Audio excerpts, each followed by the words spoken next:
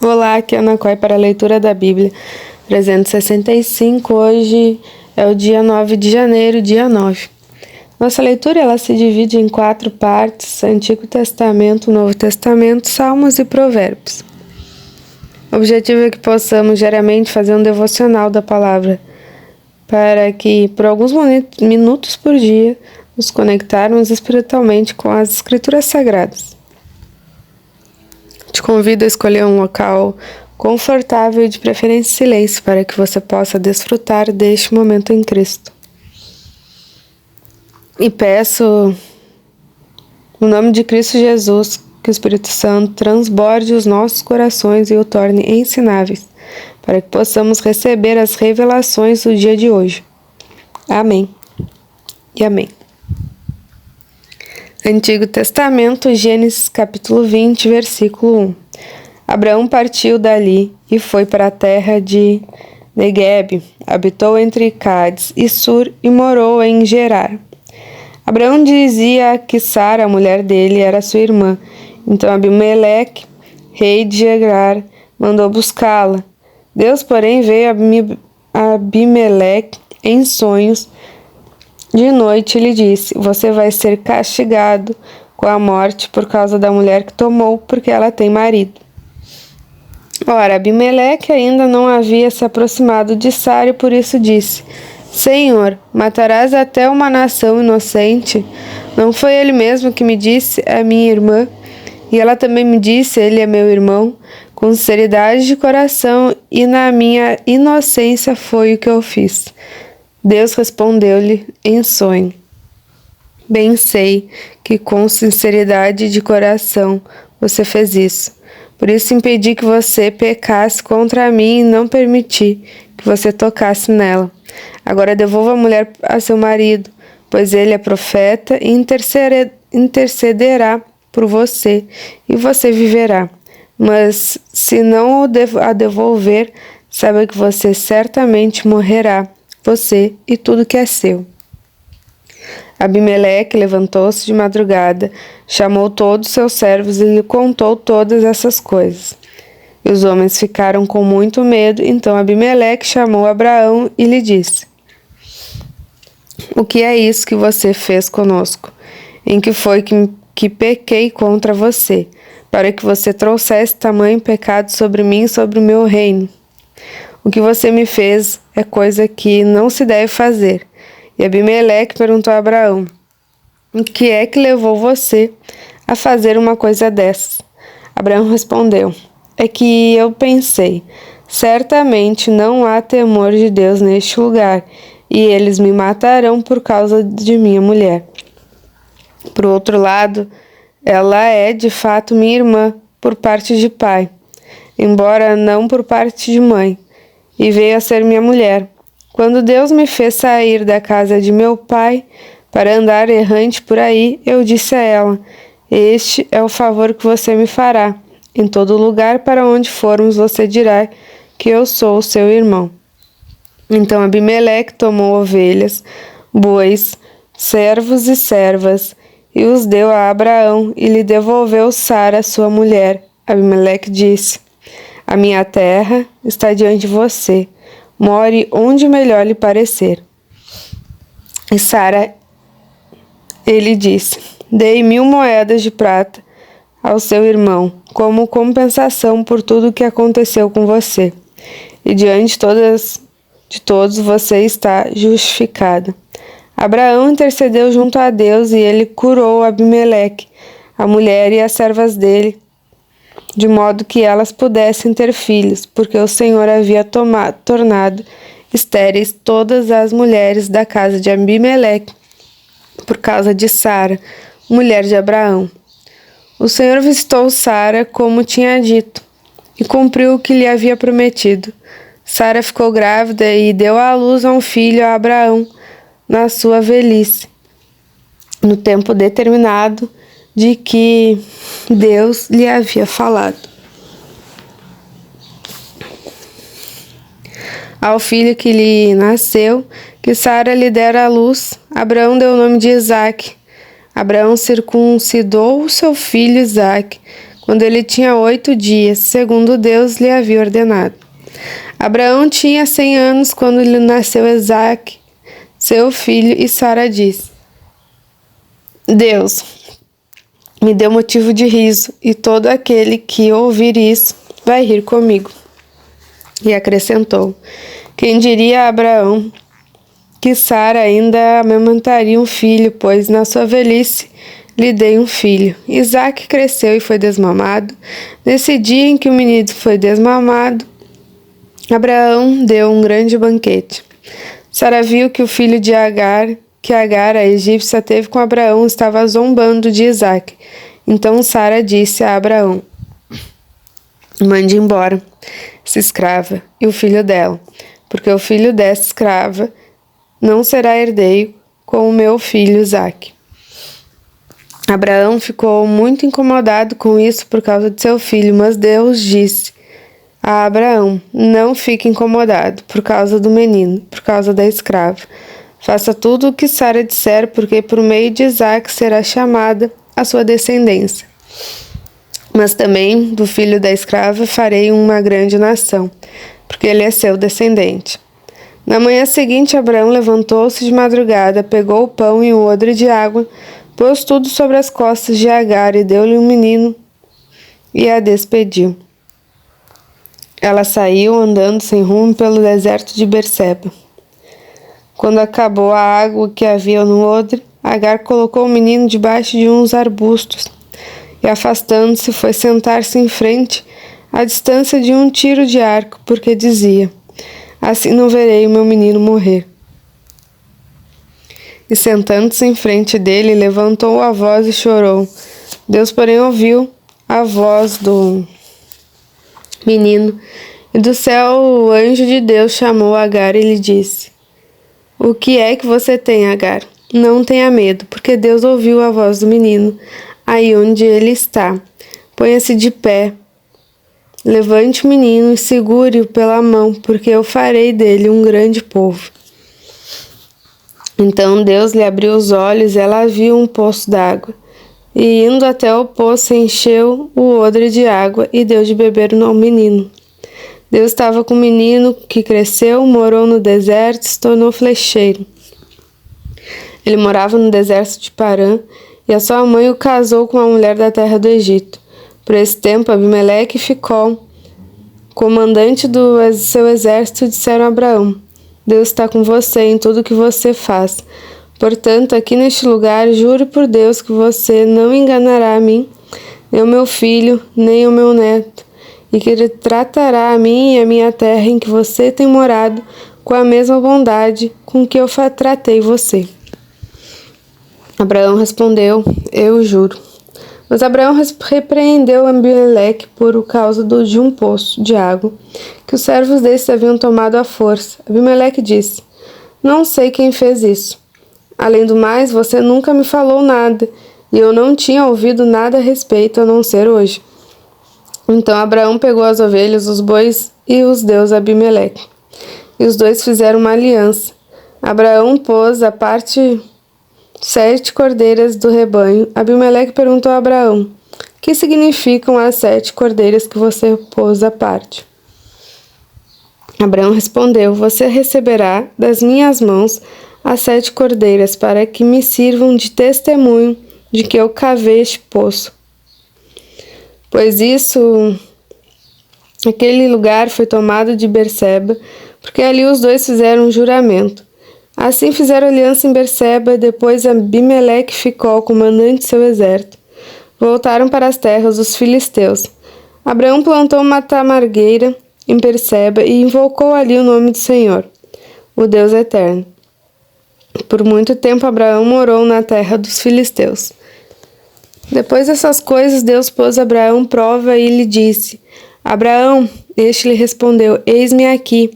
Deus continuou: pegue seu filho, seu único filho Isaque, a quem você ama, e vá à terra de Moriá.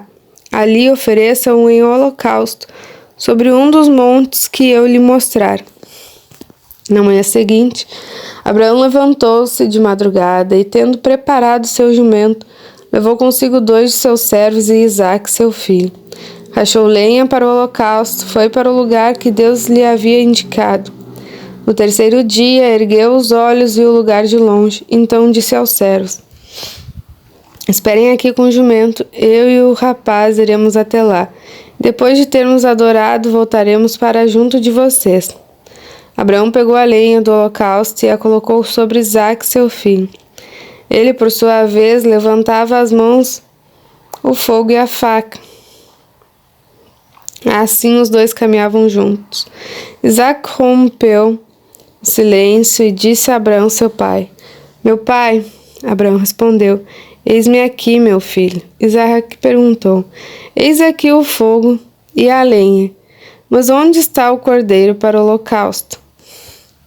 Abraão respondeu: Deus proverá para si o cordeiro para o holocausto, meu filho. E os dois seguiam juntos.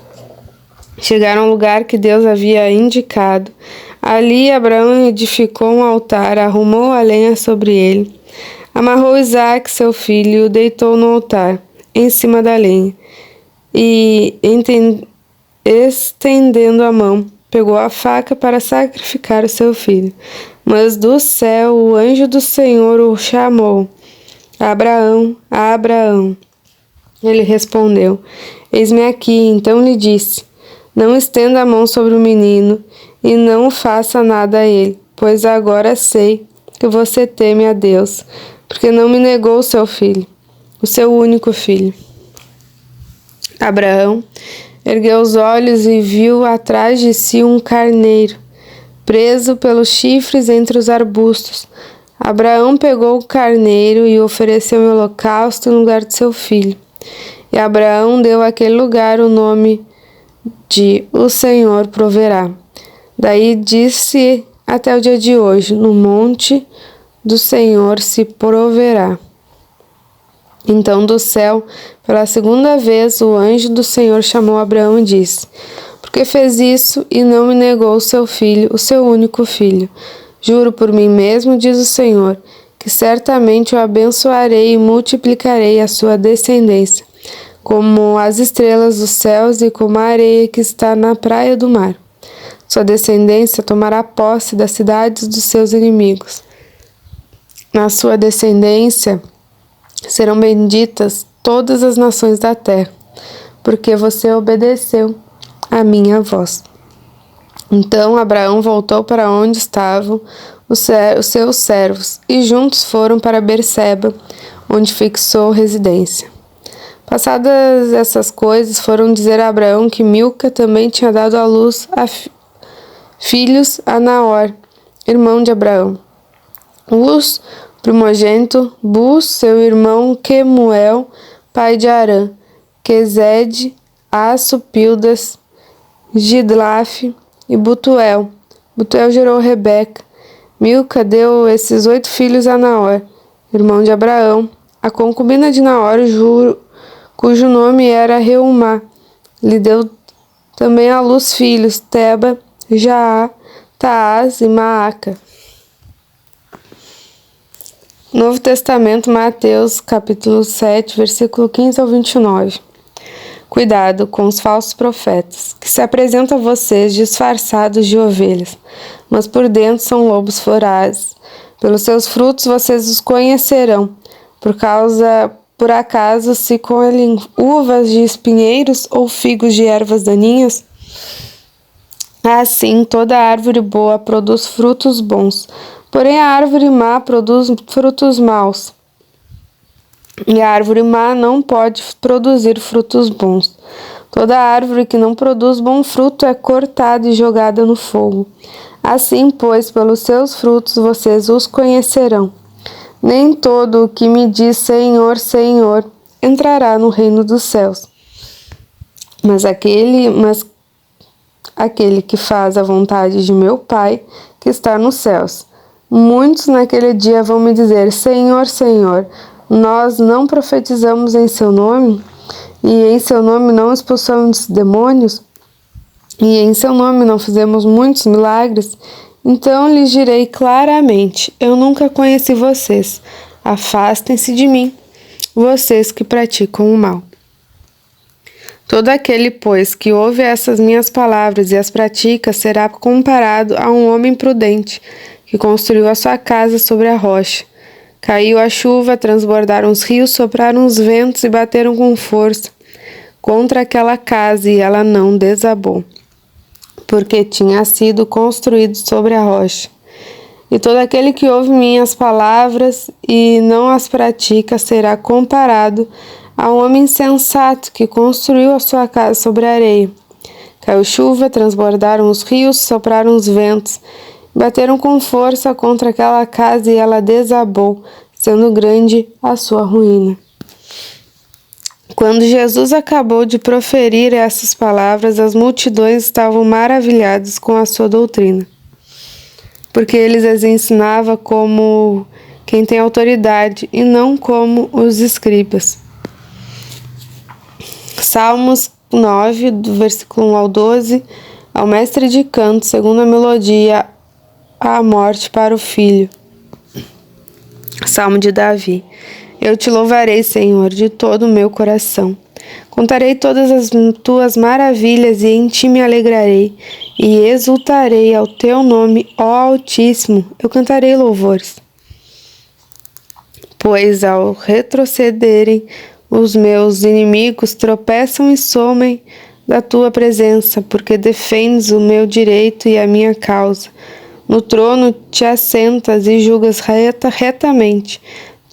Tu repreendes as nações, destróis o ímpio, e para todo sempre lhes apaga o nome. Quanto aos inimigos, estão consumidos, suas ruínas são perpétuas, arraste as suas cidades, até a memória deles pereceu. Mas o Senhor permanece no seu trono eternamente, trono que erigiu para julgar. Ele mesmo julga o mundo com justiça. Julgará os povos com retidão.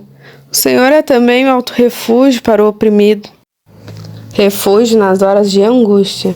Em ti, pois, confiam os que conhecem o teu nome, porque tu, Senhor, não desamparás os que te buscam. Cantem louvores ao Senhor que habita em Sião. Proclamem entre os povos o que ele tem feito, pois aquele que requer o sangue lembra-se deles e não se esquece do clamor dos aflitos. Provérbios, capítulo 2, do 11 ao 22. O discernimento o guardará e o entendimento o protegerá.